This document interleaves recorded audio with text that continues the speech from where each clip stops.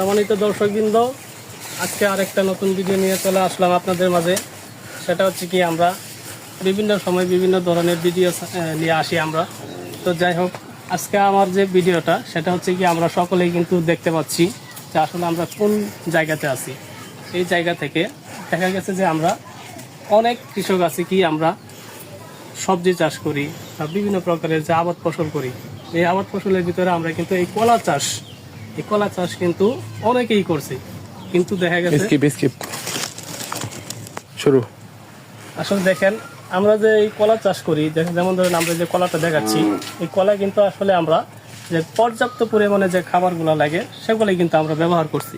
ব্যবহার করার পর দেখা গেছে এই এখন কিন্তু আমাদের গরমকাল, এই গরমকালের ভিতরে দেখবেন আমরা যে রোগ নিয়ে কথা বলতে চাচ্ছি সেটা হচ্ছে কি, আমাদের এই কলা গাছের দেখবেন পাতাগুলো দেখবেন যে আস্তে আস্তে কি হয়, সাইড থেকে পুড়ে আসে।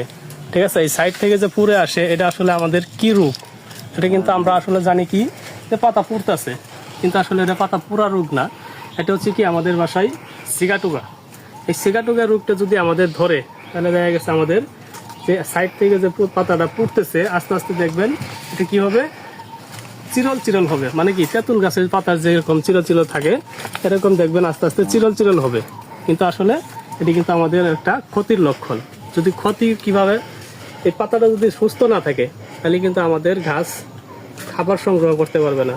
যেমন ধরেন আমাদের গাছ কিন্তু দুইভাবে খাবার সংগ্রহ করে। একটা হচ্ছে কি, শিকড়ের মাধ্যমে, যেমন আমরা মাটিতে সার মিশিয়ে থাকি বা সার ছিটায় থাকি, সেখান থেকে কিন্তু সে কি করে শিকড়ের মাধ্যমে খাবার সংগ্রহ করে। আরেকটা বিষয় হচ্ছে, সে কিন্তু শালুক সংশ্লেষণ প্রক্রিয়ার মাধ্যমে, পাতার মাধ্যমে সে কিন্তু খাবার গ্রহণ করতে পারে। যেমন ধরেন আমরা মানুষ আছি, আমরা কিন্তু খাবার গ্রহণ করি কিভাবে, হাত দিয়ে খাবার গ্রহণ করতে পারি, কিন্তু গাছ কি করে, সে তার নিজের খাবার নিজেই তৈরি করতে পারে। ঠিক আছে, তো যাই হোক, আমরা এই সিগাটুগা রোগ যে জানি বা পাতা পোড়া রোগ, এটি কিন্তু আসলে আমাদের অবশ্যই ট্রিটমেন্ট সম্পর্কে জানতে হবে।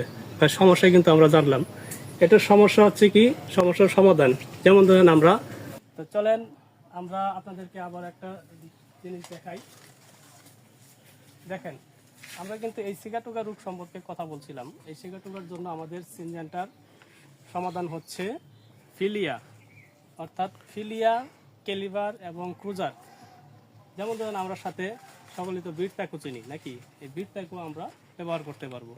যেমন ধরেন আমরা ফিলিয়া, ক্যালিবার এবং ক্রুজার এই তিনটা একসাথে মিক্সার করে যদি আমরা স্প্রে করে দিই, তাহলে দেখা গেছে যতটুকু পর্যন্ত আমাদের সিগাটুগা রোগ ধরছে ততটুকু পর্যন্তই থাকবে, এর উপরে আর সে যাবে না।